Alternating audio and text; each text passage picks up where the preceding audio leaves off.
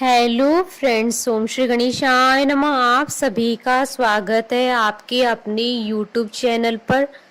Friends, आज हम आपको इस वीडियो में बताने जा रहे हैं सूरज रोटा व्रत की कहानी, विनायक जी की कहानी और सूरज रोटा व्रत की पूजा विधि, उद्यापन विधि के बारे में।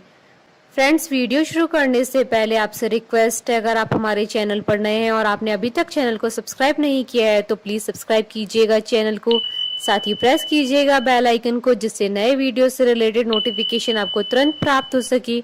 और वीडियो पसंद आने पर वीडियो को लाइक और शेयर जरूर कीजिएगा। सूरज रोटा का व्रत होली तथा गणगौर के व्रत चैत्र शुक्ल पक्ष की तृतीया तिथि के बीच आने वाले रविवार को किया जाता है। सूरज रोटा के व्रत में सूरज भगवान का पूजन किया जाता है। एक समय भोजन करके पूरे दिन निराहार रहते हैं। भोजन में रोट खाते हैं, जिसे जूठा नहीं छोड़ते हैं। इस दिन नमक नहीं लिया जाता है। व्रत खोलने के लिए सूर्य छिपने से पहले भोजन किया जाता है। धूप में खड़े होकर सीधे सूरज भगवान की पूजा करनी चाहिए। ऐसा संभव न हो तो सूर्य भगवान के चित्र के सामने भी पूजा कर सकते हैं। सूरज रोटा व्रत की पूजन सामग्री रोली, चावल, लच्छा, मेहंदी, घेवर या हलवा और रोट, जल का लोटा, गंगा जल। सूरज रोट बनाने की विधि। सूरज रोटा की पूजा के लिए रोट बनाने के लिए गेहूं के आटे में घी का मोयन डालकर आटा गूंथ ले। आटे में नमक न डालें, यह रोट अलूना होता है, इसे थोड़ी देर रख दें। अब आटे को हाथ से मठार लें और थोड़ी मोटी रोटी बेल लें। यह रोटी सूरज जैसी दिखनी चाहिए। रोटी के बीचों बीच किसी गोल चीज से काटकर गोल छेद बना ले। रोटी के इसी छेद में से देखकर सूरज भगवान की पूजा की जाती है। एक बार में जितना खा सके उतना ही बड़ा रोट बनाना चाहिए, क्योंकि रोट जूठा नहीं छोड़ा जाता है। सूरज रोटा व्रत की पूजन विधि। 2 रोट बनाए जाते हैं, एक पूजा के लिए और एक खाने के लिए। पूजा वाला रोट पूजा के बाद ब्राह्मणी या गाय को दे दिया जाता है। दूसरा रोट खुद खाया जाता है। एक थाली में पूजा का सारा सामान रख लें। यदि होली पर दशा माता का डोरा लिया हो तो वो भी पूजा थाली में रखें। सूर्य भगवान को जल और गंगा जल के छींटे दे। इसके बाद रोली, लच्छा, अक्षत, मेहंदी अर्पित करें। घेवर या हलवे का भोग अर्पित करें। रोट का भी भोग लगा सकते हैं, लेकिन रोट टूटना नहीं चाहिए। व्रत करने वाली स्त्री बाएं हाथ में रोट या घेवर लेकर उसमें सूरज को देखें और कोई दूसरी महिला सूरज की तरफ लोटे से थोड़ा थोड़ा जल छोड़ती जाए।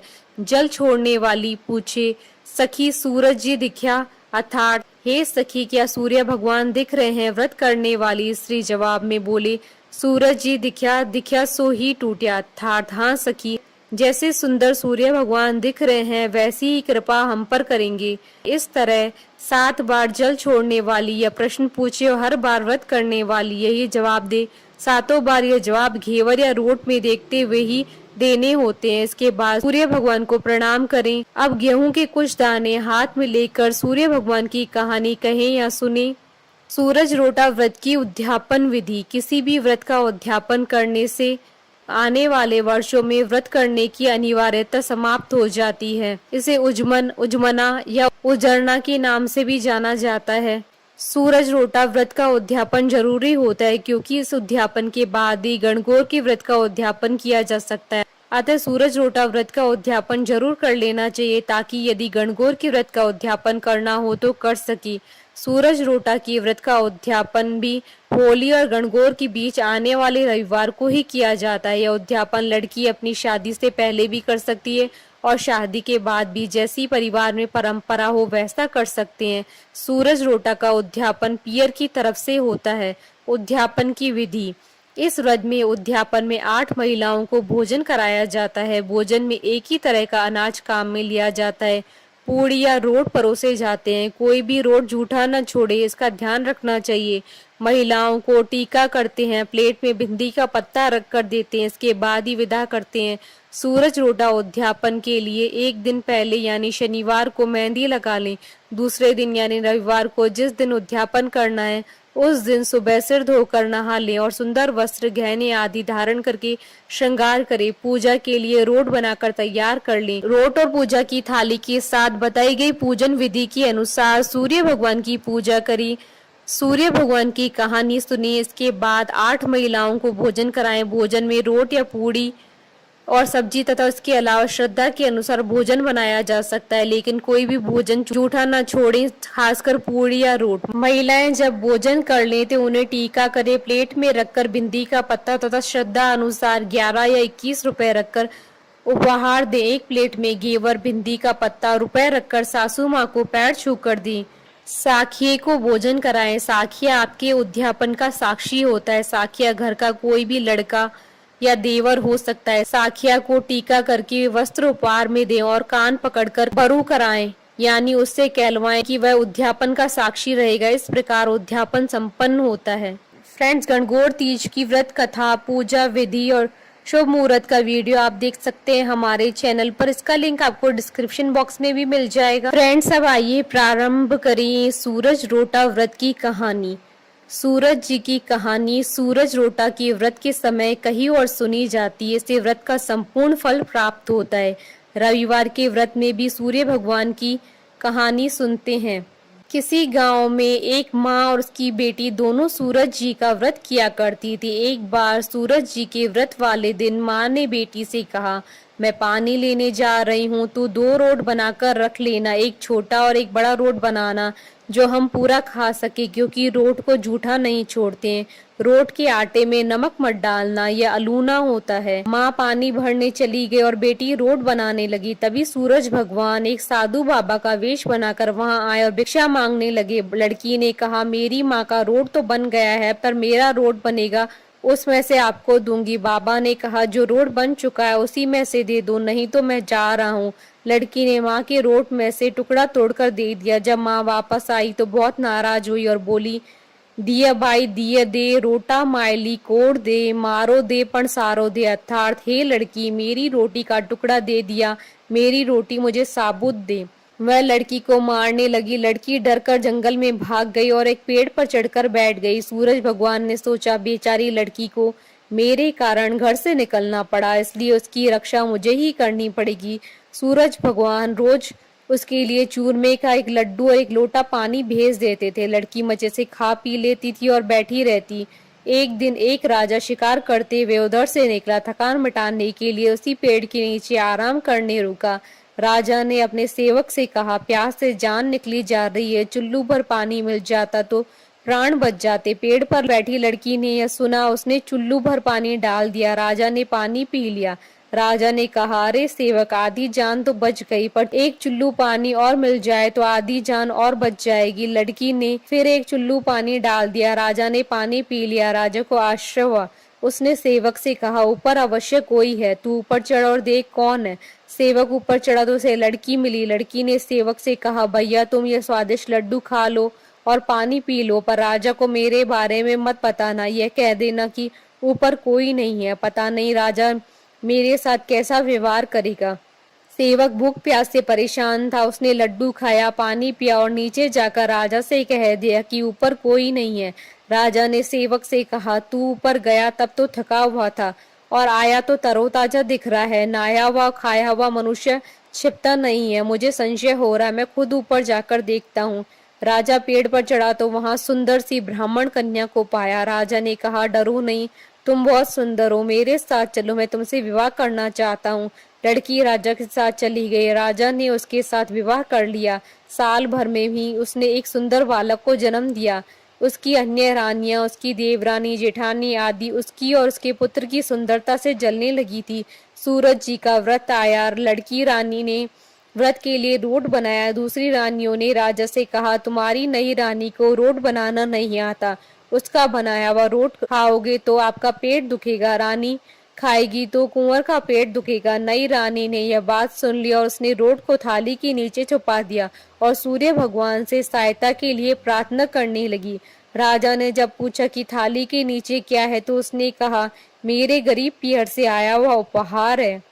राजा ने थाली उठाई तो देखा उसके नीचे सोने का चक्र था। राजा ने कहा, वाह गरीब पियर वालों का ऐसा उपहार। नई रानी चुप रही। एक दिन रानी खिड़की में खड़ी थी, तभी उसे उसकी माँ दिखाई दी जो दरिद्र अवस्था में छाजले बेच रही थी। उसने सोचा, माँ को यहाँ बुला ले तो यहाँ आराम से रह लेगी, इतने नौकर चाकरों में वह भी कुछ काम कर लेगी और किसी को पता नहीं चलेगा। उसने माँ को बुलवाया।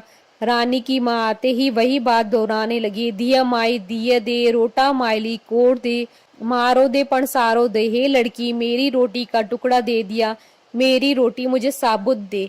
रानी ने सोचा कहीं सबको पता न चल जाए कि मैंने अपनी माँ को इस तरह महल में बुलाया है, मुसीबत हो सकती है। उसने माँ को चुपचाप एक कमरे में रहने को कहा, बाहर से ताला लगा दिया। रानी की देवरानी और जेठानी अन्य रानियां राजा से कहने लगी कि नई रानी का व्यवहार संदेह पैदा करता है। एक औरत महल में घुसी पर वह वापस नहीं निकली। छोटी रानी ने यह सुन लिया। वह सूर्य भगवान से इस विपत्ति से बचाने की प्रार्थना करने लगी। राजा ने वहां आकर उस कमरे की चाबी मांगी। राजा ने कमरा खोला तो वहां सोने की मूर्ति थी। राजा ने पूछा, यह मूर्ति कहाँ से आई? रानी ने कहा, मेरे गरीब पियर का उपहार है। राजा ने कहा, तुम्हारे गरीब पियर से इतने कीमती उपहार आते हैं, मुझे तुम्हारा पियर देखना है, हम वहां चलेंगे। रानी ने फिर सूरज भगवान से मदद मांगी। सूरज भगवान ने कहा, मैं 1.25 पैर की व्यवस्था तो कर दूंगा, लेकिन फिर मुझे नगरी में उजाला करने जाना होगा। सूर्य भगवान ने जंगल में माया नगरी बसा दी। महल, झरोखे, बाग बगीचे, रिश्तेदार आदि सब माया से बना दिए। महल की रसोई में कई प्रकार के व्यंजन बन रहे थे। सबसे मिलकर और खा पी कर रानी ने राजा से वापस चलने को कहा। राजा ने कहा, जल्दी क्या है, थोड़ा आराम कर ले। रानी ने बड़ी मुश्किल से राजा को वापस चलने के लिए मना लिया और वह रवाना हो गए। थोड़ी दूर जाने के बाद राजा को ध्यान आया कि उनकी कटार वहीं रह गई है। राजा ने सेवक को कटार लाने भेज दिया। सेवक वहां गया तो देखा कि वहां जंगल के सिवा कुछ नहीं था। कटार झाड़ी में पड़ी मिली। कटार लेकर सेवक आया। उसने यह सब राजा को बताया। राजा को पहले से ही शक था। उसने तलवार निकाल ली और गुस्से में आकर रानी को सच बताने को कहा। रानी ने सब कुछ सच सच कह डाला और सूरज भगवान की कृपा और मदद के बारे में बताया। यह सब सुनकर राजा बहुत खुश हुआ और रानी को सूरज रोटा व्रत का अच्छे से करने को कहा। रानी का मान और बढ़ गया। हे सूरज भगवान, जैसा सुख उस लड़की को मिला, वैसा ही सुख यह कहानी कहने और सुनने वाले को प्राप्त हो। बोलिए सूरज भगवान की जय। फ्रेंड्स, अब आइए प्रारंभ करें गणेश जी की कहानी। कोई भी व्रत करने पर उस व्रत की कहानी के अलावा गणेश जी की कहानी कही और सुनी जाती है। इससे व्रत का पूरा फल प्राप्त होता है। एक बार गणेश जी एक लड़के का वेश धरकर नगर में घूमने निकले। उन्होंने अपने साथ चुटकी भर चावल और चुल्लू भर दूध ले लिया। नगर में घूमते हुए जो मिलता उसे खीर बनाने का आग्रह कर रहे थे। बोलते, माई खीर बना दे। लोग सुनकर हंसते। बहुत समय तक घूमते रहे मगर कोई खीर बनाने को तैयार नहीं हुआ। किसी ने यह समझाया कि इतने से सामान से खीर नहीं बन सकती, पर गणेश जी को तो खीर बनवानी ही थी।